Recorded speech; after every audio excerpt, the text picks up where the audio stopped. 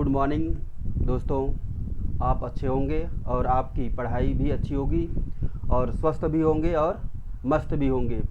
तो फिर हम लोग नए ऊर्जा के साथ फिर नई क्लासेस स्टार्ट हो रही हैं। ये देखिए, जिसमें हम लोग तैयारी के लिए टीजीटी, पीजीटी और BPSC, TRE 4, LT, KBS, NBS और ईएमआरएस की तैयारी के लिए और नागरिक शास्त्र में देख रहे हैं कि सुपर जो 50 सिविक्स के 50 क्वेश्चन आपकी स्क्रीन पे भी दिख रहा है ये।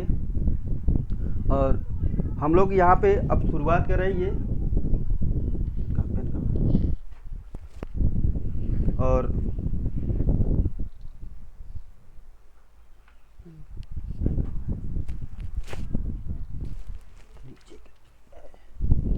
ठीक, आइए हम लोग नए प्रश्नों के साथ देखते हैं। ये है, देखिए स्क्रीन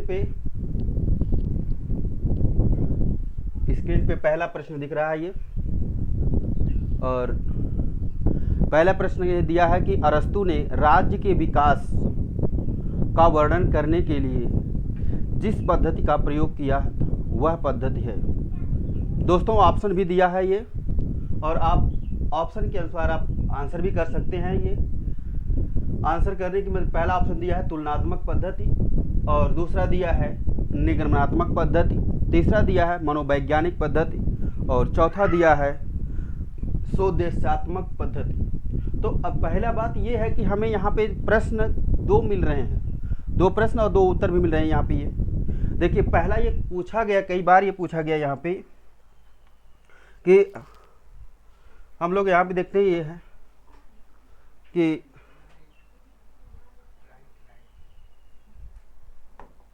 आप यहाँ पे देखें ये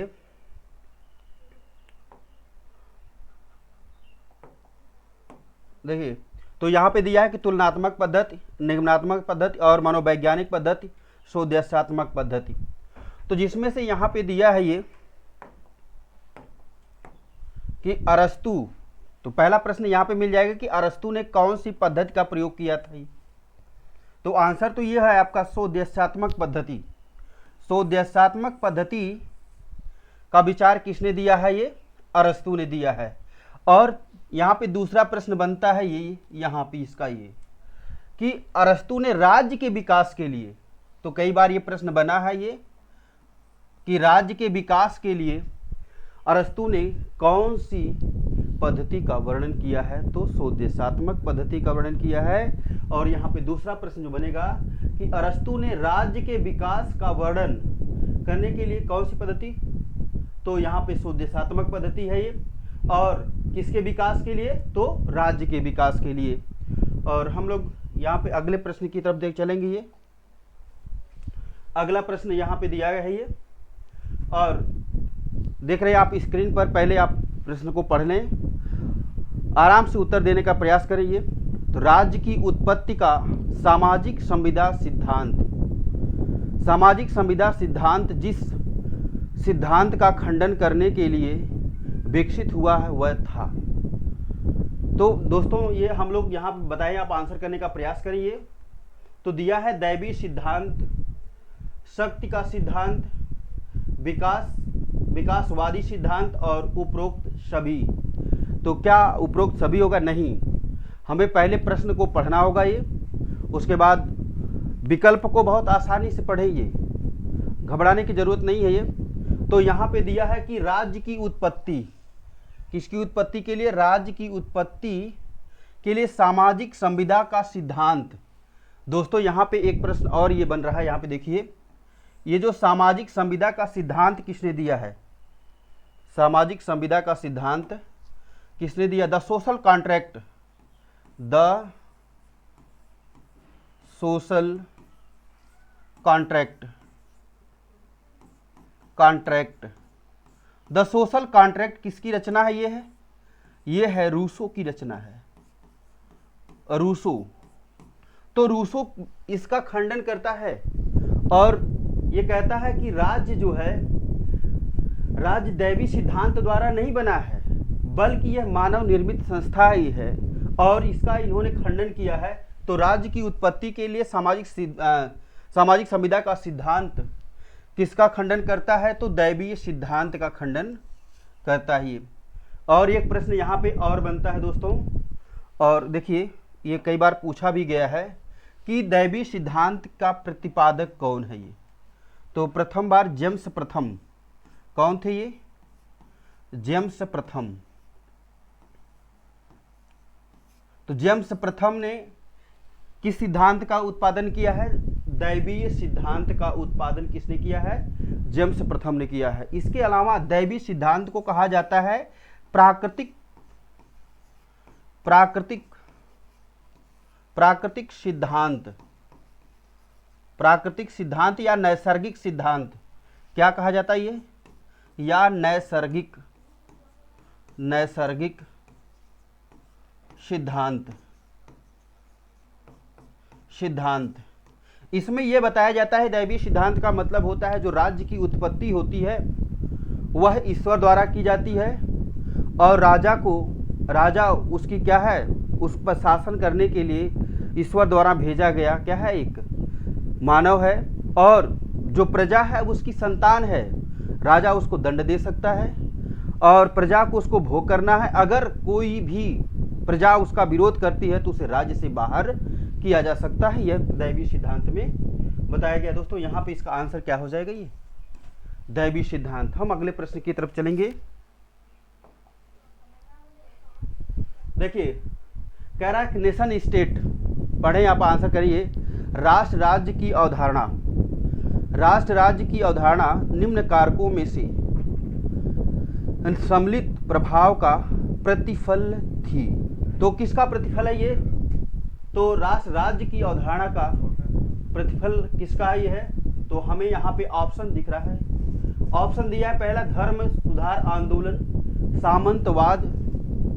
सामंतवाद और पुनर्जागरण। फिर दोस्तों दिया है ये, ठीक है दोस्तों, यहाँ पे देखा है हम लोग धर्म सुधार आंदोलन, वैज्ञानिक विकास एवं पुनर्जागरण का। और ये ऑप्शन तीसरा दिया है पुनर्जागरण, धर्म सुधार आंदोलन, वाणिज्य क्रांति। और चौथा ऑप्शन दिया है पुनर्जागरण, धार्मिक सुधार आंदोलन, मानववाद। दोस्तों एक नियम है ये कि जब व्यवस्थाएं एकदम समाप्त हो जाती हैं तो क्या है, नेशन राष्ट्र का पुनर्जागरण का मतलब फिर व्यवस्थाओं को बनाया गया, फिर व्यवस्थाएं क्या हुई, उसी रूप में आई ये, यानी कि व्यवस्थाओं को रिनेंसा कहा जाता है। पुनर्जागरण का मतलब क्या है, रिनेंसा। ये जो है तो हमारा राष्ट्र राज्य की अवधारणा का जो कारक पहला है तो क्या है इसमें, ये आंसर हमारा होगा ये सी, पुनर्जागरण। फिर धर्म सुधार आंदोलन हुए, जो धर्म विभिन्न धर्म अवलंबित है ये, तो अपने अपने धर्मों की मान्यताओं को मानने के लिए ये लोग अपने अलग अलग तरह से आंदोलन किए, तो उसके लिए धर्म को मानने के लिए धर्म सुधार आंदोलन हुए। फिर और वाणिज्यिक क्रांति का मतलब औद्योगिक क्रांति फिर आई है ना, तो यानी कि यहाँ पे मार्केट को लेकर के क्रांतियां हुई। तो राष्ट्र राज्य की अवधारणा जो थी ये किन कारकों पर, किस कारकों के प्रतिफल का प्रभाव है ये, तो पुनर्जागरण का है, धर्म सुधार आंदोलन का है और वाणिज्यिक क्रांति है। दोस्तों आपका आंसर सही होगा, आप मिला लेंगे, ठीक है। तो आगे हम लोग चले, देखिए कह रहा कि बहुलवादी विचारक सामान्यतः राज्य को मानते हैं। दोस्तों आपकी स्क्रीन पे प्रश्न दिख रहा भी है और आप देखें कि बहुलवादी विचारक सामान्यतः राज्य को मानते हैं। बहुलवादी विचारक राज्य को क्या मानते हैं, यहाँ पे ऑप्शन दिया गया है, पीछे स्क्रीन पे दिख रहा है ये। देखिए एक दमनकारी यंत्र है, एक सर्वशक्ति संस्था है, एक ऐसी इकाई जिसमें संप्रभुता अविभाज्य रहती है, समांशों का समांश, यानी कि ये जो है डेविड वार्कर का जो सिद्धांत था इसमें कि राज्य का निर्माण राज्यों के अवयवों से होता है ये।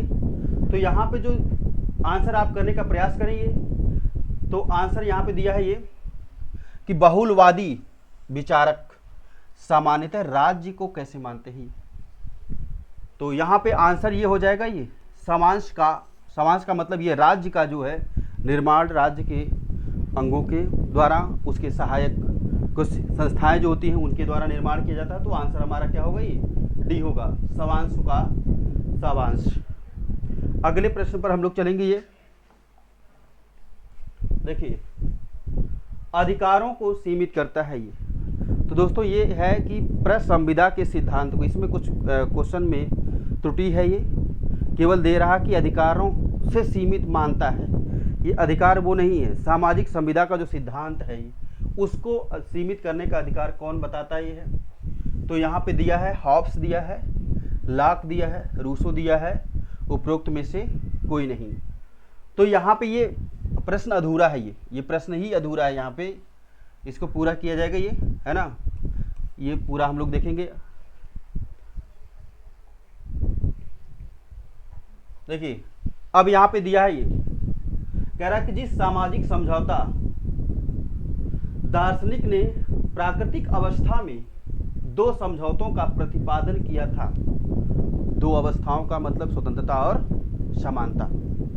दो अवस्थाएं क्या थी ये दोस्तों, और ये जो सामाजिक समझौता का सिद्धांत जो प्राकृतिक अवस्था में जो मनुष्य को लाइफ, लिबर्टी और प्रॉपर्टी, लाइफ का मतलब जीवन, लिबर्टी का मतलब स्वतंत्रता और प्रॉपर्टी का मतलब प्राकृतिक जो संपत्ति है, संपत्ति रखने का अधिकार है, व्यक्ति को स्वतंत्रता भी चाहिए और जीवन भी गरिमामय जीवन होना चाहिए। तो यहाँ पे जो है सामाजिक समझौता का जो दार्शनिक प्राकृतिक अवस्था थी, तो दो समझौतों का प्रतिपादन किया था। तो यहाँ पे ऑप्शन दे रहा है, ऑप्शन आप देख लें, ये पढ़ ले भी ये।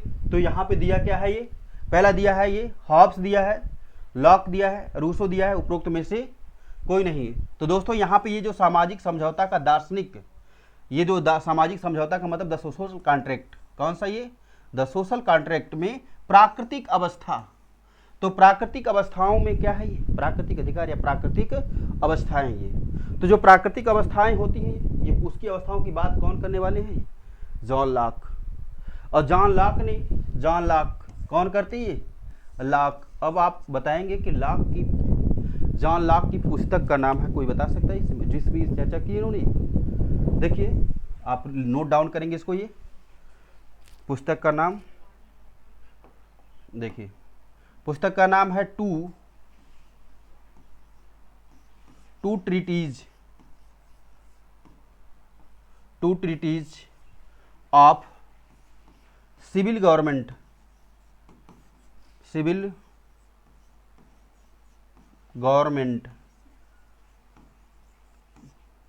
दोस्तों इसको लिख लीजिए, इसमें इन्होंने इसकी बात कही है। ये रचनाएं कई बार पूछी गई हैं, ये आपके प्रश्नों में, पेपरों में डायरेक्ट रचनाएं पूछ ली जाती है, ये बार बार तभी हम चर्चा करते हैं ये। तो दोस्तों इसको लिख ले, नोट डाउन कर ले। रचनाएं जो है two treatises of civil government में लॉक ने ये विचार दिया था ये, और आंसर इसका क्या हो जाएगा, ये लॉक ही। आगे हम लोग देखेंगे अगले प्रश्न की तरफ। सामाजिक संविदा के सिद्धांत के अनुसार, सामाजिक संविदा के अनुसार मतलब कौन, रूसो ने, ये रूसो का सिद्धांत ये बार बार जोर देते हैं रूसो साहब। प्राकृतिक अवस्था का जो दैवी सिद्धांत का खंडन करते हैं, विरोध करते हैं कि ये मानते हैं कि जो राज्य है यह प्राकृतिक मतलब प्राकृतिक द्वारा नहीं बनाया गया, प्रकृति द्वारा नहीं बनाया गया, ये भगवान द्वारा नहीं बनाया गया है। राज्य जो मानव निर्मित संस्था है, मानव द्वारा बनाई गई संस्था है, मानव के सहयोग से बनाई गई संस्था ये है। तो आप तो आंसर समझ में आ गया होगा क्या होगा, लेकिन पहले आप यहाँ पे देख लें। तो कई बार ये डायरेक्ट पूछ लिया जाता है कि सामाजिक संविदा का सिद्धांत किसने दिया है, तो आप आंसर करेंगे ये सामाजिक संविदा का सिद्धांत किसने दिया है, रूसो ने दिया है। अब रूसो महोदय क्या कहते हैं कि रूसो महोदय कहते हैं कि ये जो राज्य है ये कैसी संस्था है, मानव निर्मित संस्था। ये कहते हैं कि मानव निर्मित संस्था है, यह दैवीय सिद्धांत का खंडन करते हैं। कई बार ये पूछा भी गया है। अगर ऑप्शन देता है कि रूसो दैवीय सिद्धांत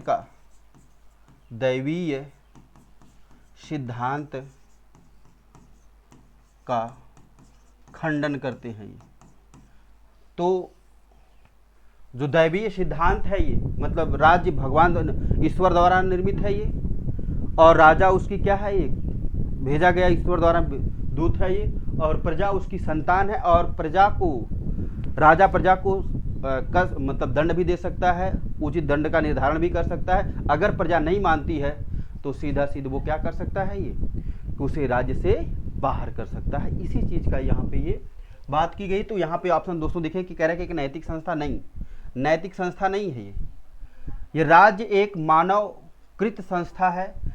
ये दूसरा ऑप्शन दे रहा है क्या है ये, और कह रहा है कि राज्य स्वाभाविक और आवश्यक भी है। हाँ, राज्य स्वाभाविक है और लेकिन आवश्यक भी, लेकिन ये आंसर गलत है यहाँ पे, ये गलत है ये। और राज्य की प्राकृतिक सावयवी सिद्धांत का मतलब जैसे हमारे शरीर में सभी अंगों का समान महत्व है, वैसे राज्य के निर्माण में सभी जो तत्व हैं उसका भी क्या होता है, महत्वपूर्ण रोल होता है। तो ये भी आंसर क्या होगा दोस्तों, राज्य एक मानवकृत संस्था है, यानी कि मानव द्वारा निर्मित संस्था है। दोस्तों चैनल को शेयर करें, सब्सक्राइब करें, एग्ज़ाम टाइम एकेडमी में जुड़ करके अपनी तैयारी को क्या करें और अधिक मजबूत बनाएं, ताकि आप एग्ज़ाम के नज़दीक और पहुँचेंगे, ताकि आपका सफलता आपके नज़दीक उतनी ही पहुँचेगी। तो आइए हम लोग अगले प्रश्न की तरफ देखते हैं। ये कह रहा है कि निम्नलिखित में से कौन सा वक्तव्य सही है। दोस्तों कथन पूछ रहा है कि कथन कौन सा इसमें सही है। ये आपके स्क्रीन पर दिख रहा होगा, आप पहले पढ़ें ये। तो कह रहा है कि बहुलवादियों का मत है कि संप्रभुता निरपेक्ष है। अच्छा, आइए हम लोग आगे समझते हैं। पहले तो हम लोग पेपर कठिन नहीं होता है, हमारे कुछ गलतियां जो होती हैं हमें पेपर को कठिन बना देती है।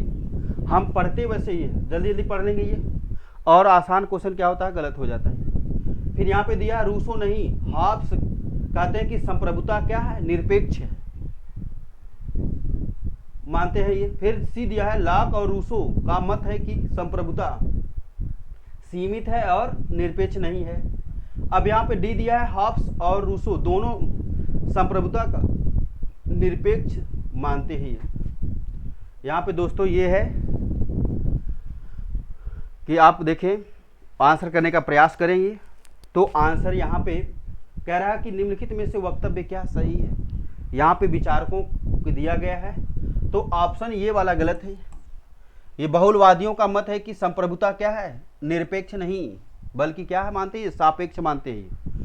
क्या मानते हैं, ये सापेक्ष मानते हैं। ये भी यहाँ पे देखिए, वहाँ पे बहुलवादियों में ये रूसो नहीं बल्कि हॉब्स, ये तो गलत है। हॉब्स का दोनों का विचार वही है कि जो क्या है, संप्रभुता है, संप्रभुता हॉब्स और रूसो दोनों मानते हैं कि संप्रभुता कैसी है, ये निरपेक्ष है। ये संप्रभुता कैसी है, निरपेक्ष है। और राज्य का सबसे महत्वपूर्ण अंग क्या है दोस्तों, आप बताएंगे। राज्य का सबसे महत्वपूर्ण अंग क्या है, अंग क्या है। तो आंसर आप जानते होंगे कि संप्रभुता ही क्या है, संप्रभुता राज्य का सबसे महत्वपूर्ण अंग है। यानी कि संप्रभुता का मतलब जिस देश का मुखिया उसके आंतरिक और बाह्य मामलों के निर्णय लेने की शक्ति निहित होती है, उसे हम लोग क्या कहते हैं, संप्रभु राष्ट्र कहा जाता है। तो भारत क्या है, भारत एक संप्रभु राष्ट्र है। अगले प्रश्न की तरफ हम लोग चलेंगे। ये दोस्तों आइए यहाँ पे हम लोग देखें कि यहाँ पे जो विचार दिया गया है यह किसने दिया है। तो पहले आप प्रश्न को पढ़िए, और कह रहा है कि यदि संप्रभुता की संपूर्ण धारणा का परित्याग कर दिया जाए तो यह राजनीति विज्ञान के लिए स्थायी रूप से लाभदायक सिद्ध होगा। और निम्न में से किसने यह विचार व्यक्त किया था। तो दोस्तों यहाँ पे आप आंसर करने का प्रयास करिए, पहले पढ़ें और तब बताइए। देखिए, तो कह रहा कि यदि संप्रभुता की संपूर्णता, किसकी, संप्रभुता की संपूर्णता,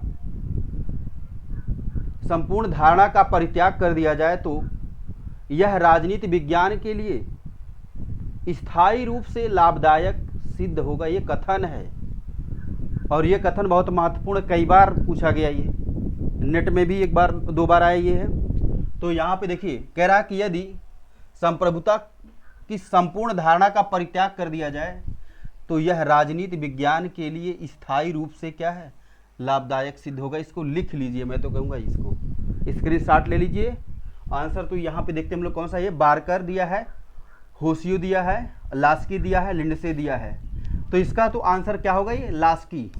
क्या होगा आंसर, ये लास्की। लास्की महोदय ने कहा था कि यदि संप्रभुता की संपूर्ण धारणा का परित्याग कर दिया जाए, मतलब संपूर्ण जितने संप्रभुता का जितनी धारणाएं होती हैं, जितने नियम होते हैं उसको छोड़ दिया जाए तो क्या होगा ये, तो यह राजनीति विज्ञान के लिए स्थायी रूप से लाभदायक होगा। यानी कि यह संप्रभुता का समर्थन नहीं करते।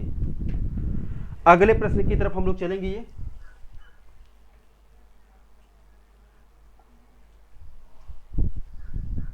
देखिए अब अगला यहाँ पे दिया है, ये ऑप्शन आपके सामने है। ये कह रहा कि यदि लेवियाथन इतिहास के मूलभूत सिद्धांत के रूप में निरुपयोगी है तो राजनीतिक सिद्धांत के रूप में भी निष्फल है। यह कथन किसका है? दोस्तों सबसे ज़्यादा अगर सिविक्स में देखा जाए तो सबसे ज़्यादा स्टेटमेंट आते हैं और हमारे वहीं से गलत भी होते हैं। ये कथन कई बार लेवियाथन है, लेवियाथन का सर कटा हुआ है, लेवियाथन को किसने जला दिया, ये चीज़ें कई बार क्वेश्चन पूछे गए हैं। तो हम लोग जैसे जैसे इसको पढ़ेंगे वैसे वैसे चीज़ें हमारी मजबूत होती जाएंगी। नए नए प्रश्नों के साथ एग्ज़ाम एकेडमी आती है ये, और आपके लिए नए अवसर भी लाते हैं ये। और यहाँ पे आप क्या है अपनी तैयारी में LT हो गया, KBS, NBS, EMRS और UP, TGT, PGT, इतना ही नहीं बल्कि हम लोग बिहार को भी कवर करने का जो TRE-4 है उसको भी कवर करेंगे। तो यहाँ से प्रश्न मिलेंगे हूबहू। आप चैनल को शेयर करें, सब्सक्राइब करें, अपने दोस्तों और रिश्तेदारों को भी चैनल को शेयर कराएं। तो यहाँ पे देखिए क्या है, लेवियाथन तो इतिहास के मूलभूत सिद्धांत के रूप में निरुपयोगी है ये। तो पहले हम ऑप्शन देख लेते हैं। ये ऑप्शन कौन है, ये दिया है CB मैफरसन और दिया है CE वाहन का, अर्नेस्ट बारकर का, जॉर्ज H सेबाइन का। ये इतने अच्छे अच्छे राइटर्स हैं ये, इनको हम लोग देखेंगे। तो यहाँ पे कह रहा है कि ये जो आंसर होगा तो CE वाहन का है। यह विचार किसने है कि लेवियाथन इतिहास के मूलभूत सिद्धांतों के रूप में निरुपयोगी है और यह राजनीति सिद्धांत के रूप में भी क्या है, निष्फल है। तो दोस्तों इसको नोट डाउन कर लिए, स्क्रीनशॉट ले लेंगे। हम लोग अगले प्रश्न की तरफ चलेंगे। ये देखिए फिर वही क्वेश्चन आता है यहाँ पे, ये है लेकिन स्वरूप उसका बदला हुआ है। कह रहा कि बहुलवादी विचारक, जो बहुलवादी विचारकों का मतलब है कि जो विभिन्न विचारों को मानते हैं, विभिन्न धारणाओं को मानते हैं, तो उनका मानना है कि सामान्यतः राज्य को मानते हैं। ये बहुलवादी विचारक क्या राज्य को मानते हैं, यहाँ पे देखना है। तो कह रहा कि एक दमनकारी यंत्र है, एक सर्वशक्तिमान संस्था है, एक ऐसी इकाई जिसमें संप्रभुता अविभाज्य है और सवांशों का सवांश। ये तो रिपीटेड क्वेश्चन ही है। यहाँ पे इसका आंसर क्या होगा, ये सवांशों का सवांश होगा। ये हम लोग अगले प्रश्न की तरफ चलेंगे। ये किस सिद्धांत के अंतर्गत यह माना गया है कि अधिकार किसी समाज की प्रथाओं और परंपराओं का परिष्कृत रूप है? अब आप आंसर करने का प्रयास करेंगे। यहाँ पे दिया गया है, देखिए कह रहा कि किस सिद्धांत के अनुसार के अंतर्गत यह माना गया है कि अधिकार जो हमें राइट्स हैं किसी समाज की प्रथाओं एवं परंपराओं का परिष्कृत रूप, मतलब वहीं से लिया गया है। तो यह विचार किसने बताया है? वो ऑप्शन दे रहा है यहाँ पे, आप देखिए स्क्रीन पे दिख रहा हो ये। तो अधिकारों का वैदिक सिद्धांत, अधिकारों का ऐतिहासिक सिद्धांत, प्राकृतिक अधिकारों का सिद्धांत, अधिकारों का प्रत्ययवादी या आदर्श सिद्धांत है। तो दोस्तों यहाँ पे जो ये बात कही गई है, यह किसी समाज की प्रथाओं एवं परंपराओं का परिष्कृत रूप। कौन परिष्कृत रूप है? ये अधिकार। इसको लिख लीजिए, ये डायरेक्ट यही स्टेटमेंट ही पूछा गया है और ये कहीं पेपर में आए हुए प्रश्न हैं ये सब आपको, ठीक है। तो आंसर इसका क्या हो जाएगा, ये अधिकार का प्रत्ययवादी और आदर्शवादी सिद्धांत में यह बताया गया है कि जो अधिकार होते हैं किसी समाज की प्रथा, मतलब जो प्रथाएं वहाँ पे अच्छी थी उससे ले लिया गया है, जो समाज था उसको भी वहीं से इसको क्या किया गया, अधिकृत किया गया, परिष्कृत किया गया है। अगले प्रश्न की तरफ हम लोग चलेंगे। ये देखिए, स्वतंत्रता और समानता का सर्वश्रेष्ठ सामंजस्य प्राप्त करना संभव है। तो यह जो है स्वतंत्रता और समानता, देखिए आपके स्क्रीन पे दिख रहा है, ये भी अच्छा प्रश्न है ये। और ये स्वतंत्रता और समानता का सर्वश्रेष्ठ सामंजस्य प्राप्त करना संभव है। दोस्तों यहाँ पे ऑप्शन दिया है, उदारवादी व्यवस्था में बताया गया क्या, समाजवादी व्यवस्था में बताया गया क्या, लोकतांत्रिक समाजवादी व्यवस्था में, या प्रत्यय या आदर्शवादी व्यवस्था में। आदर्शवादी व्यवस्था तो अलग है, ये राज्य को मानते नहीं है, राज्य को आवश्यक बुराई मानते हैं, तो इसको तो ये तो कहेंगे ही नहीं। लेकिन यह जो विचार है स्वतंत्रता और समानता का सर्वश्रेष्ठ सामंजस्य जो है, वो विचार किसने कहा गया है, ये लोकतांत्रिक समाजवादी व्यवस्था में बताया गया। दोस्तों आंसर क्या होगा, ये होगा ऑप्शन सी होगा। ये क्या होगा, ये ऑप्शन सी। आइए हम लोग नए प्रश्नों के साथ आगे देखेंगे। ये कह रहा है कि लाक द्वारा निरूपित प्राकृतिक अधिकारों में सर्वाधिक महत्वपूर्ण एवं अन्य सबकों का आत्मसात करने वाला है ये। तो कह रहा कि जो लाक द्वारा, लाक ने विचार दिया था प्राकृतिक अधिकारों का। कई बार क्वेश्चन पूछा गया कि प्राकृतिक अधिकारों का विचार किसने दिया, तो आपका आंसर होगा लाक। और उसमें उन्होंने क्या बात कही है दोस्तों, लाइफ, लिबर्टी और प्रॉपर्टी, ये बात इसमें बताइए। ये तो लाक द्वारा, यहाँ पे देखिए दिया ना, लाक द्वारा निरूपित प्राकृतिक अधिकार, तो प्राकृतिक अधिकार में लाइफ, लिबर्टी और प्रॉपर्टी, LLP है ना, लाइफ, लिबर्टी और प्रॉपर्टी की बात कही है। लेकिन जो बात ये कह रहे हैं कि अधिकारों में सर्वाधिक महत्वपूर्ण एवं अन्य सबको, मतलब सब के आत्मसात करने वाला है, मतलब सबसे ज़्यादा ग्रहण करने वाला चीज़ क्या है, जो सीधा वहीं से विचार ले लिए गए हैं। तो ऑप्शन दिया है, ये संपत्ति के अधिकार ले लिए गए हैं, जीवन का अधिकार ले लिया गया, स्वतंत्रता का अधिकार ले लिया गया है, और जीवन और स्वतंत्रता का अधिकार नहीं। दोस्तों आंसर इसका क्या होगा, ये संपत्ति का अधिकार आत्मसात किया गया। जो प्राकृतिक अधिकारों में ये सब सर्वाधिक महत्वपूर्ण एवं अन्य सबसे आत्मसात करने वाला अधिकार है, वो कौन सा है, ये संपत्ति का अधिकार। तो यहाँ पे ले लीजिए। अगले प्रश्न की तरफ हम लोग चलेंगे। ये कह रहा है कि निम्नलिखित में से संप्रभुता युक्त है। देखिए छोटा क्वेश्चन, बड़ा धमाका। यहाँ पे देखिए एक क्वेश्चन छोटा सा है लेकिन लग रहा है बड़ा आसान, तो गलत हो जाएगा तो फिर 1 नंबर हम बाहर गए तो 1 लाख के पीछे गए। तो इस तरह से दोस्तों प्रश्न को बहुत धैर्य से पढ़ें, एक नहीं बार 2 बार पढ़ें, और उसके बाद तब आंसर करने का प्रयास करिए। तो यहाँ पे दिया है कि निम्नलिखित में से संप्रभुता युक्त है, और संप्रभुता किससे युक्त है, ये किससे जुड़ी हुई है, ये यहाँ पे दिया है। वो कह रहा है कि संयुक्त राष्ट्र संघ से। क्या संप्रभुता यूएनओ से जुड़ी थी? आप खुद सोचिए, संप्रभुता आज की देन की बात पड़ी थी, संप्रभुता क्या इससे जुड़ी है? नहीं। एक संरक्षित राज्य है? नहीं। एक संघात्मक राज्य है? देखेंगे। एक न्यायिकता प्रदेश? नहीं। तो यानी कि यहाँ पे ये भी गलत है, ये भी गलत है, ये भी गलत। तो आंसर क्या होगा दोस्तों? सी होगा। ये आंसर क्या होगा? ये सी। संप्रभुता युक्त है, किससे जुड़ी हुई है? ये संघात्मक राज्य का विचार, संघात्मक राज्य से जुड़ी हुई है। तो दोस्तों अगले प्रश्न की तरफ हम लोग चलेंगे। ये अब देखिए कह रहा है कि एक बहुत बढ़िया, कई बार ये पूछा गया प्रश्न है, कह रहा है कि एक संतुष्ट सूकर मतलब सुअर, क्या कह रहा है ये? एक संतुष्ट सूकर का मतलब सुअर की अपेक्षा एक असंतुष्ट मानव होना अधिक श्रेष्ठ है। संतुष्ट मूर्ख की अपेक्षा एक असंतुष्ट सुकरात होना अधिक श्रेष्ठ है। ये क्वेश्चन कई बार दोस्तों, मैं तो कह रहा हूँ कि आप इसको स्क्रीनशॉट पहले ले लीजिए, आंसर तो बाद में करिएगा।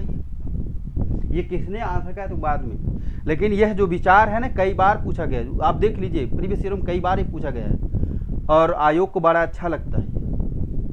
आयोग बहुत खूब खुशी खुशी पूर्वक पूछता रहता है ये।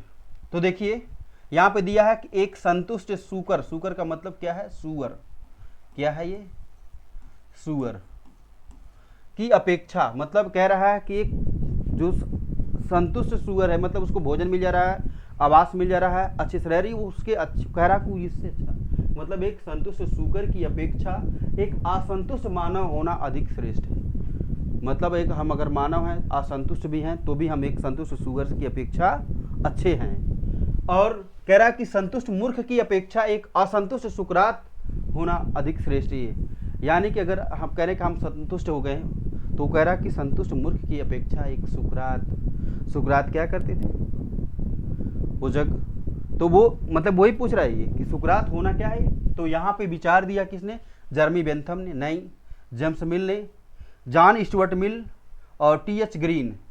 तो दोस्तों आंसर यहाँ पे क्या हो जाएगा, ये जॉन स्टुअर्ट मिल ने, ये मिल साहब ने on liberty, John Stuart Mill की रचना है on liberty, on liberty, on liberty किसकी रचना है, ये जॉन स्टुअर्ट मिल की है। और अधिकतम सुख, अधिकतम लोगों के अधिकतम सुख की बात किसने किया है, जर्मी बेंथम ने। उपयोगितावाद के जनक माने जाते किसको, जर्मी बेंथम को। ये तो यहाँ पे लिखेंगे उपयोगितावाद के जनक, उपयोगितावाद के जनक कौन है, ये उपयोगितावाद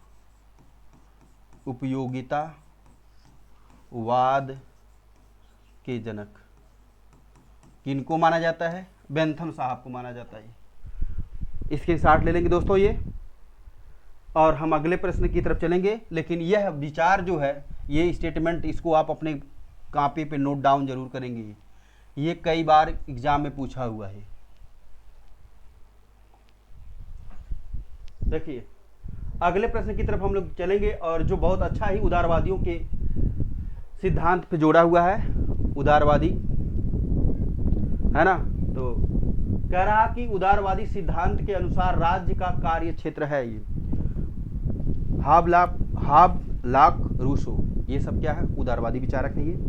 और इन उदारवादी विचारकों में से राज्य का कार्य क्षेत्र क्या है, राज्य क्या कार्य करता है, इसको बताना दोस्तों। ये राज्य क्या कार्य करता है इसको हमको बताना है। ऑप्शन भी दिया है इधर स्टेटमेंट में, ऑप्शन दिया केवल ए, केवल 1 2 3 4। तो कह रहा कि कानून और व्यवस्था बनाए रखने तक सीमित है। हाँ, उदारवादी बहुत, हम लोग नेशनल मूवमेंट्स में देखें तो उदारवादी क्या मानते थे, भाई उग्रवादी तोड़ फोड़ करते हैं, मार धाड़ करते, लड़ाई करते हैं। लेकिन उदारवादी विचारक क्या मानते हैं कि हमें कानूनी व्यवस्था को बनाए रखना है, शांतिपूर्वक कार्य करना है ये। तो यानी कि पहला स्टेटमेंट हमें मेल खा रहा है, कह रहा है कि कानून और व्यवस्था बनाए रखने तक सीमित है। हाँ दोस्तों, ये आंसर ये भी होगा। कह रहा कि न्याय प्रशासन और बाह्य आक्रमण से रक्षा में इसमें शामिल की जा सकती है। न्याय प्रशासन और बाह्य आक्रमण, हाँ अगर हमें ज़रूरत पड़ी तो न्याय को भी जरूरत पड़ी तो हम न्याय भी शामिल करेंगे। अगर हमें बाह्य आक्रमण से लगक बाह्य आक्रमण है की जरूरत है तो हम बाहर से भी अटैक कर सकते हैं। ये भी है, ये भी विचार हैं, ये भी आंसर होगा इसका ही। कह रहा है कि इसमें स्वास्थ्य और शिक्षा भी शामिल किए जा सकते हैं। हाँ जरूर, स्वास्थ्य और शिक्षा इसलिए शामिल किए जा सकते हैं क्योंकि उदारवादी ही स्वास्थ्य और शिक्षा पर ज़्यादा से ज़्यादा जोर देने का प्रयास किए थे ये। तो आंसर तीसरा भी होगा। और चौथे की तरफ देखते हैं दोस्तों। कह रहा कि सामाजिक सुधार को इसमें सम्मिलित नहीं किया गया। काहे नहीं किया गया था, ये तो गलत है। ये कह रहा है नहीं किया गया है लेकिन शामिल किया गया। दोस्तों यहाँ से तो नहीं किया जा सकता है, लेकिन वो कह रहा है कि जो उदारवादियों का मानना है कि सामाजिक सुधार ही नहीं होगा तो फिर मतलब क्या है, तो राज्य के कार्य क्षेत्र नहीं माना जाएगा। इसलिए यहाँ पे क्या होगा आंसर, केवल 1 2 नहीं, 1 2 3। देखिए अब लोग हम अगले प्रश्न की तरफ चलेंगे। ये कह रहा निम्नलिखित में से किसने स्वतंत्रता को स्व आरोपित कर्तव्य भाव के परमादेश के अनुसार अनुपालन के रूप में परिभाषित किया है। देखिए दोस्तों बहुत अच्छा प्रश्न ये है ना। तो यहाँ पे निम्नलिखित में से स्वतंत्रता को स्व आरोपित कर्तव्य भाव के परमादेश के अनुपालन के रूप में परिभाषित किया गया है। ये विचार दिया हीगल का, बैकले का, कांट का, बोसांके का। तो यहाँ पे आंसर क्या होगा दोस्तों? ये कांट का। किसका विचार होगा? ये कांट का। हम लोग अगले प्रश्न की तरफ चलेंगे। ये देखिए, तो यहाँ पे कह रहा है ये कि निम्नलिखित में से किसमें समानता के विधिक आयामों की व्याख्या करने के लिए एक विधिक व्यक्तित्व की समानता आवश्यक है? ये अवधारणा का प्रयोग किया गया। ये ऑप्शन ही इसमें नहीं दिया गया दोस्तों। ये हेगल, बैकले, कांट और इसमें दिया है, और ये जो है विचार दिए हैं बारकर महोदय का, लेकिन ये जो क्या है इसमें ऑप्शन ही नहीं है, तो इसको छोड़ देंगे। ये इस प्रश्न को हम लोग क्या करेंगे? कल देखेंगे। ये देखिए, कह रहा कि सभी राजनीतिक सिद्धांत राज्य को एक बुराई मानते हैं परंतु एक अपवाद है। तो यह दोस्तों क्या है? उदारवादी नहीं, अराजकतावादी नहीं, प्रत्ययवादी या आदर्शवादी, इसको क्या मानते हैं? प्रत्ययवादी मतलब व्यक्तिगतवादी। तो यहाँ पे क्या है? ये सभी राजनीतिक सिद्धांत राज्य को एक आवश्यक बुराई मानते हैं। तो ये आंसर क्या होगा? ये प्रत्ययवादी या आदर्शवाद में क्या माना गया है। और इसमें जो है अराजकतावादी में इसको मानते हैं अनावश्यक बुराई माने जाते हैं। ये तो हम लोग फिर अगले प्रश्न की तरफ चलेंगे। ये कह रहा राज्य का कार्य सदजीवन के मार्ग में आने वाली बाधाओं को बाधित करना है। यह विचार किसका है? यह विचार किसना है? कह रहा कि राज्य का कार्य सदजीवन, मतलब इसका जो कार्य है, ये राज्य का कार्य सदजीवन के मार्ग में आने वाली बाधाओं को बाधित करना है। और यह कथन किसका है? ये तो यह कथन ऑप्शन दिया है मार्क्सवादी का, व्यक्तिवादियों का, प्रत्ययवादी और आदर्शवादियों का, नव उदारवादियों का। तो आंसर क्या होगा इसका दोस्तों? ये प्रत्ययवादियों का और आदर्शवादियों का विचार था। ये आंसर क्या होगा? ये सी होगा। ये अगले उदारवादी सिद्धांत के अनुसार राज्य है, उदारवादी इसको साधन और साध्य मानते हैं दोस्तों, और कुछ नहीं मानते इसको। ये उदारवादी विचारकों का यही विचार ही सिद्धांत है कि साध्य अगर हमारे पवित्र होंगे, मतलब हमारे जो साधन अगर पवित्र होंगे तो हमारे साध्य भी आसानी से प्राप्त होंगे, मतलब हमारा जो लक्ष्य क्या होगा वो आसानी से प्राप्त होगा। तो दोस्तों क्या है? उदारवादी सिद्धांत के अनुसार राज्य है। तो ऑप्शन दिया है किसी साध्य के लिए एक साधन, हाँ स्वयं साध्य नहीं, अंशतः एक साधन है और अंशतः एक साध्य है, ना साधन है ना साध्य है। ये तो आंसर दोस्तों क्या हो जाएगा? पहला होगा। ये क्या होगा? ये आंसर पहला होगा। ये आंसर पहला हो जाएगा। ये हम लोग अगले प्रश्न की तरफ चलेंगे। ये तो कह रहा है कि मार्क्सवादियों के अनुसार राज्य की उत्पत्ति में किस कारक ने सबसे महत्वपूर्ण और निर्णयकारी भूमिका अदा की है? तो दोस्तों ऑप्शन दिया मार्क्सवादी। और मार्क्सवादी किस पर विचार करते हैं? ये मार्क्सवादी कहते हैं कि ये जो है उत्पादन, कह रहा कि परिवार है, संपत्ति है, उत्पादन के साधन नैतिक नियम पर है। तो जो मार्क्सवादी विचारकों के अनुसार राज्य की उत्पत्ति में किस कारक का सबसे महत्वपूर्ण योगदान है? तो उत्पादन के साधन का। ये किसका महत्वपूर्ण रोल है? ये उत्पादन के साधन का। अगले प्रश्न की तरफ हम लोग चलेंगे। ये अगला प्रश्न देखेंगे। ये कह रहा निम्नलिखित विचारकों में से किसने यह कल्पना की थी कि अंततः राज्य विघटित हो जाएगा? ये राज्य क्या हो जाएगा? ये अंततः विघटित हो जाएगा। तो यह विचार कल्पना की थी कि अंततः राज्य क्या होगा? ये विघटित हो जाएगा। तो जो यहाँ पे विचार किसका था? ये कार्ल मार्क्स का था। यह विचार किसका था? ये कार्ल मार्क्स का। दोस्तों यहाँ पे आप प्रश्न देख रहे हैं ये कि अंततः राज्य क्या होगा? विघटित हो जाएगा, खंडित हो जाएगा, टूट जाएगा। यह विचार किसने कहा था? ये कार्ल मार्क्स ने कहा था। ये जिसने वर्ग संघर्ष के सिद्धांत को दिया था। ये तो कह रहा मार्क्स राज्य को मानता है। मार्क्स राज्य को क्या मानता है? मार्क्स कहता है कि क्रांति एक साधन नहीं, वर्ग का हथियार है। राज एक यंत्र जिसने समाज के संघर्ष के निर्माण होने में सहायता न देकर संघर्ष का निर्माण किया, भ्रष्ट करने वाली संस्था है। तो ये मार्क्स ने क्या बताया, राज्य को मानता था ये राज्य क्या है, वर्ग का हथियार है, मतलब जो सर्वहारा वर्ग का क्या है, एक हथियार है ये, तो इसी को मानते ही वर्ग का हथियार माना गया है इसमें ये। अगले प्रश्न की तरफ, फिर ये रिपीटेड क्वेश्चन ये है, अपनी पुस्तक में प्रतिनिधित्व मूलक सरकार पर विचार में जे.एस. मिल ने प्रतिपादित करता है कि क्या है ये, मतलब बताते हैं कि प्रतिनिधि मूलक सरकार पर विचार, जे.एस. मिल ने एक, यहाँ पे प्रश्न यहाँ पे मिल जाएगा हमको कि on representative government, thought of the on representative governments का विचार किसने दिया है, जे.एस. मिल ने दिया। किसने दिया है, जे.एस. मिल ने दिया है। तो उसमें क्या बताया गया कि मानवाधिकार केवल उनको दिए जाना चाहिए जो लिख पढ़ सकते हैं और उन्हें प्रारंभिक गणित का ज्ञान होना चाहिए।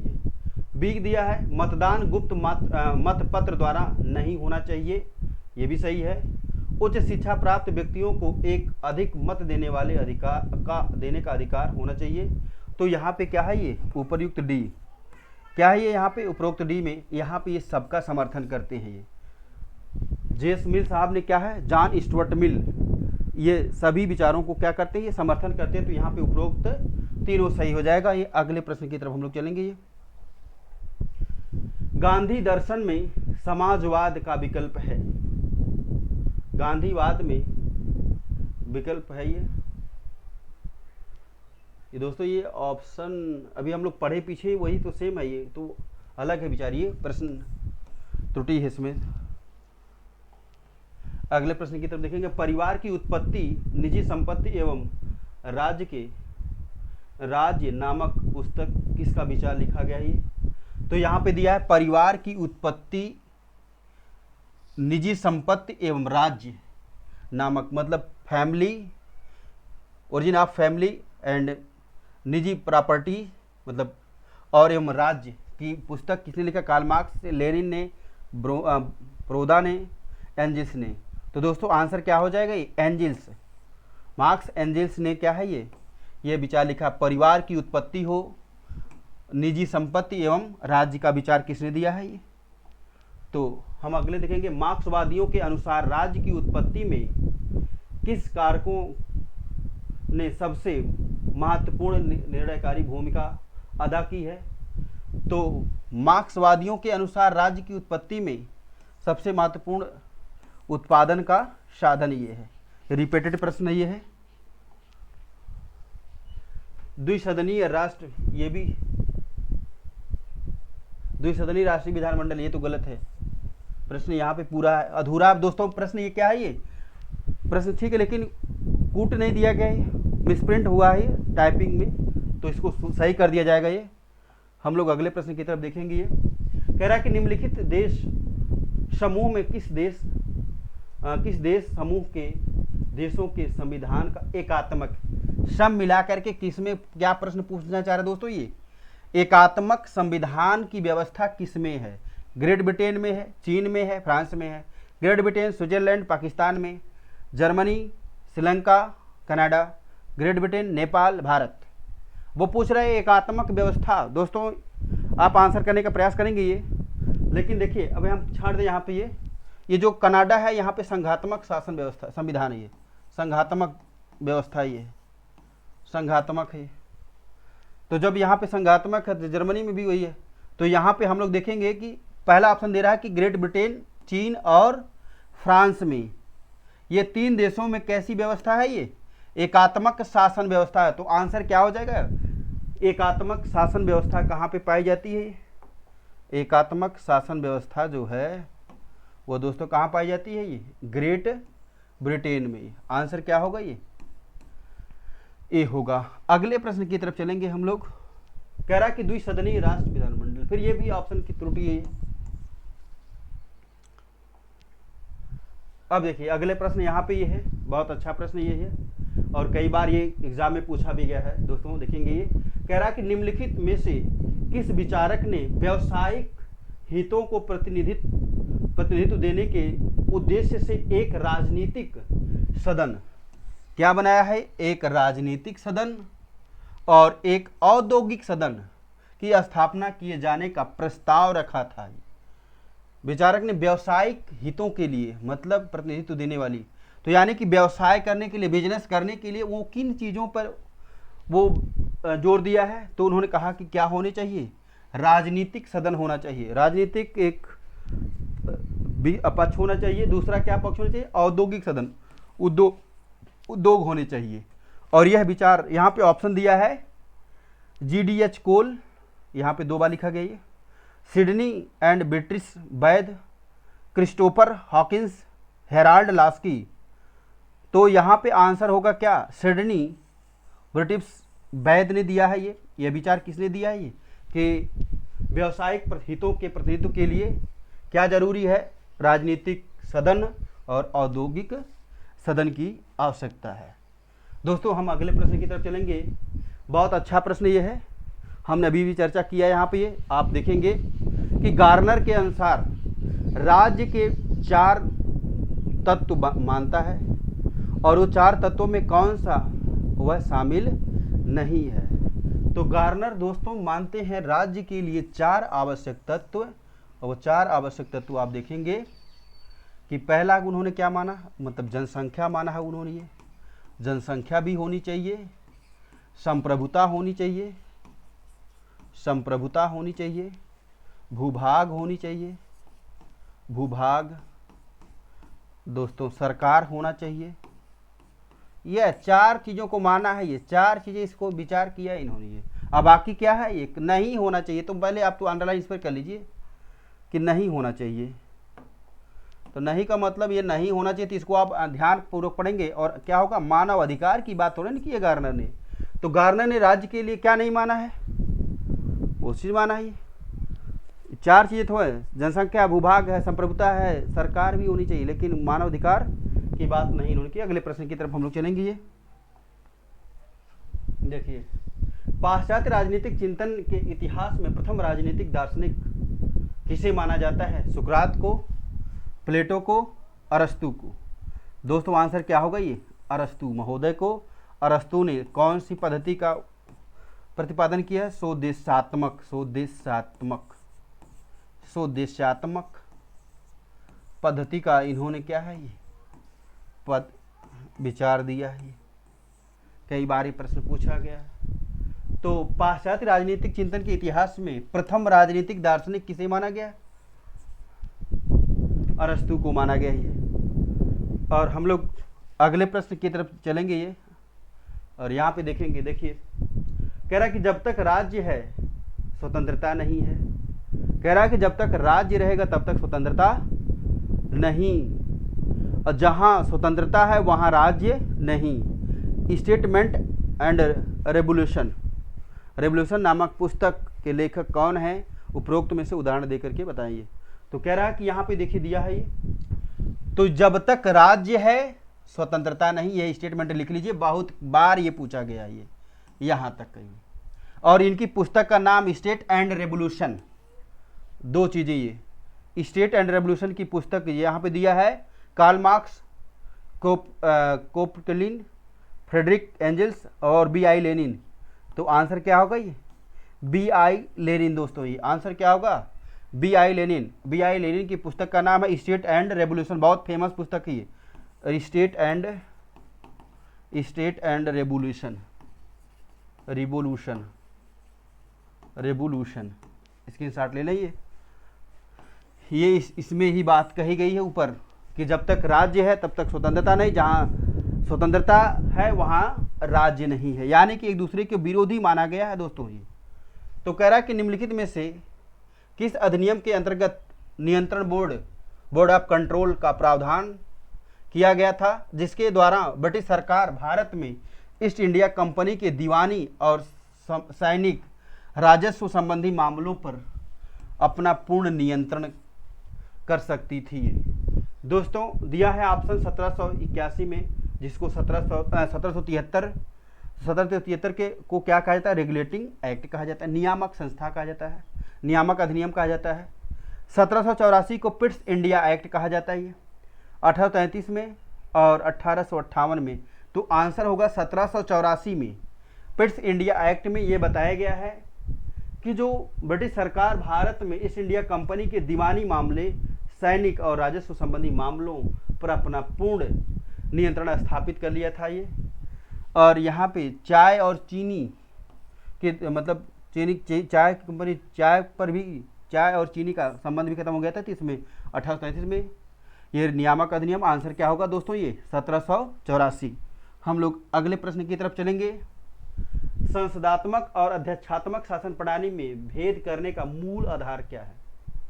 बताइए।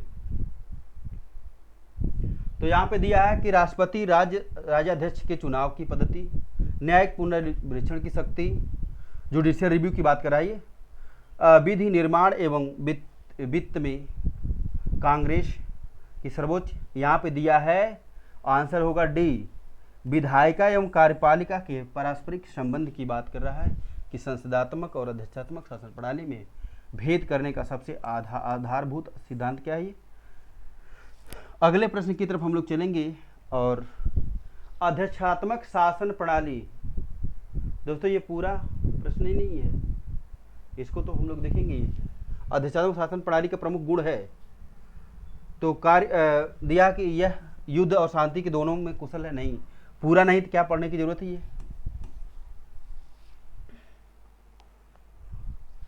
अध्यक्षात्मक प्रणाली का कार्य सिद्धांत है ये।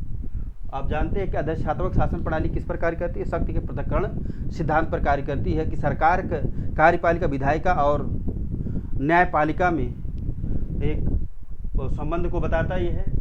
शक्तियों के विभाजन की बात करती है। तो यहाँ पे दिया है शक्तियों का पृथक्करण, शक्तियों का मिश्रण, सामूहिक उत्तरदायित्व, शक्तियों का विभाजन। तो यहाँ पे दिया है अध्यक्षात्मक शासन प्रणाली का सिद्धांत है शक्ति के पृथक्करण सिद्धांत पर कार्य करती है।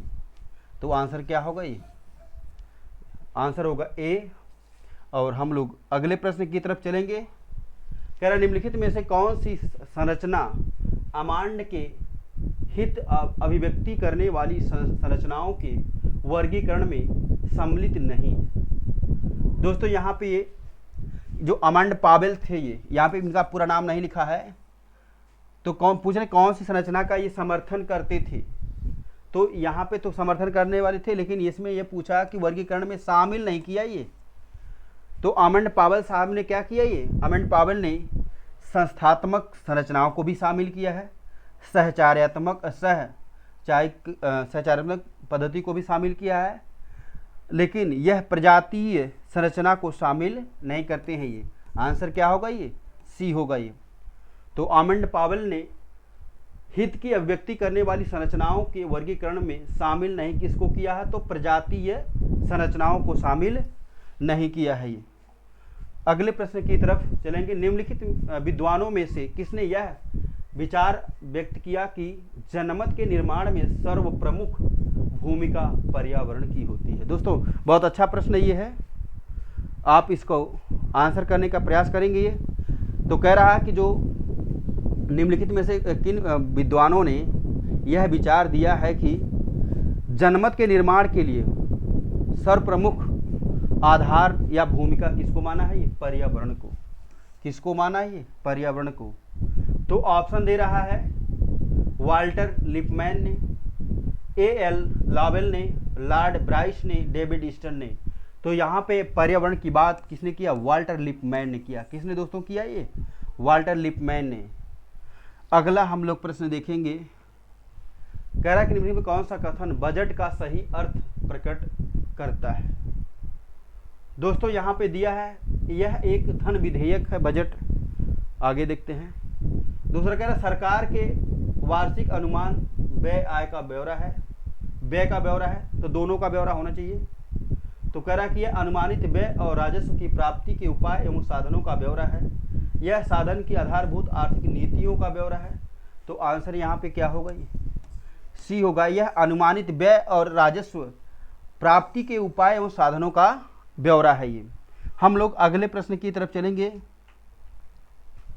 प्रश्न है कि भारत का नियंत्रक महालेखा परीक्षक एक मित्र दार्शनिक और पथ प्रदर्शक के रूप में कार्य करता कि कौन सी समिति है? तदर्थ समितियों में से कौन सी समिति? ये 3 समितियों का नाम दिया गया यहाँ पे कि सार्वजनिक लेखा समिति, प्राक्कलन समिति, सार्वजनिक उद्यम समिति, उपक्रम समिति है। उपर्युक्त में से कोई नहीं है। तो दोस्तों जो लोक लेखा समिति है इसको क्या बोला जाता है? लोक लेखा समिति जो है यह एक तरह से किसका मतलब सीएजी जो है नियंत्रक महालेखा परीक्षक के मित्र की तरह बात करती, दार्शनिक की तरह और पथ प्रदर्शक के रूप में कार्य करती। तो इसका आंसर क्या हो जाएगा? ये ए हो जाएगा। और सबसे प्राचीन इसी को माना जाता है प्राक्कलन समिति को, ये है ना। तो इनका कार्यकाल भी तीनों का कितना होता है? कार्यकाल आप इसको पढ़ेंगे। ये कार्यकाल 1 वर्ष के लिए होता है दोस्तों। कितना होता है कार्यकाल इनका? ये 1 वर्ष के लिए होता है। और इसके बारे में और डिटेल आप पढ़ के आएंगे। कल हम लोग और नए तरीके से इसको व्याख्यायित करेंगे। अगला प्रश्न कह रहा है राजनीति का संबंध समाज के मूल्यों के आधिकारिक आवंटन से है। कह रहा है राजनीति का जो संबंध है वो समाज में मूल्यों के आधिकारिक आवंटन से है। ये मतलब कैसे बंटवारा किया जा सकता है? यह यहाँ पे दिया है Harold D Lasswell, Robert Dahl, Harold J Laski और उपर्युक्त में से कोई नहीं। और यह दोस्तों ये उपर्युक्त में से कोई नहीं, आंसर क्या होगा यहाँ पे? ये उपर्युक्त में से कोई नहीं। और तो बात आती है कौन दिया है? अब हम भी उपर्युक्त में से कोई नहीं थे तो आप भी कर सकते थे। यह जो विचार है डेविड ईस्टन का है। यह विचार किसका है दोस्तों? ये डेविड ईस्टन का है। किसका विचार है ये? डेविड ईस्टन का विचार है। अगले प्रश्न की तरफ हम लोग चलेंगे। ये कह रहा राजनीति विज्ञान का पिता किसे कहा जाता है? मतलब राजनीति विज्ञान के जनक तो आप तो आसानी से कर सकते हैं। कह रहा प्लेटो, मैकियावेली, अरस्तू। तो क्या होगा आंसर? ये अरस्तू। और आज का ये होमवर्क होगा यहाँ पे दोस्तों, इनके बारे में आप पढ़ेंगे। पढ़ने के लिए मतलब आप पढ़ेंगे और कमेंट में प्रश्न पूछ सकते हैं। ये कमेंट में प्रश्न भी पूछ सकते हैं, उसका आंसर दिया जाएगा। ये तो ये आपके लिए होमवर्क है, ये है ना कि प्लेटो और मैकियावेली और थॉमस एक्विनास के बारे में आपको पढ़ना है। और आज का आखिरी और प्रश्न है ये, इस एपिसोड का अंतिम प्रश्न है ये दोस्तों, जो आपके सामने दिखाई दे रहा है। ये तो यहाँ पे दिया है निम्नलिखित में से राजनीतिक विज्ञान में अध्ययन का परंपरागत उपागम है। परंपरागत उपागम कौन सा है ये बताना है। तो दिया है व्यवहारिक उपागम, संगठनात्मक प्रक्रियात्मक उपागम और व्यवस्था उपागम और संगठनात्मक मतलब ऑर्गेनाइजेशन अप्रोच ये है, मैनेजमेंट अप्रोच ये है। तो ये बिहेवियर अप्रोच ये। तो यहाँ पे ये पूछ रहा है कि राजनीति विज्ञान में अध्ययन का परंपरागत मतलब हम लोग सैद्धांतिक रूप से किस चीज़ का अध्ययन करते हैं? तो आंसर यहाँ पे होगा क्या? संगठनात्मक उपागम। दोस्तों एग्ज़ाम टाइम एकेडमी आपकी तैयारी को बेहतर बनाने के लिए तथा आप अपनी सफलता के नज़दीक पहुँचें, इन चीज़ों को बेहतर करने के लिए, आपके भविष्य के उज्जवल भविष्य के लिए एग्ज़ाम एकेडमी टाइम सिविक्स के नए नए प्रश्नों के प्रैक्टिस 50 प्रश्नों का एपिसोड लेकर के आई है। आप चैनल को शेयर करें, सब्सक्राइब करें अपने दोस्तों को भी। और हम सोच रहे हैं कि आप अच्छे होंगे और चैनल से जुड़ें, अधिक से अधिक लोगों को शेयर करें। एग्ज़ाम टाइम एकेडमी के मनोबल को और आगे बढ़ाएं। धन्यवाद। इसी एपिसोड के साथ हम लोग कल ऊर्जा के साथ नए प्रश्नों को लेकर के आपके समक्ष फिर उपस्थित होते हैं। धन्यवाद।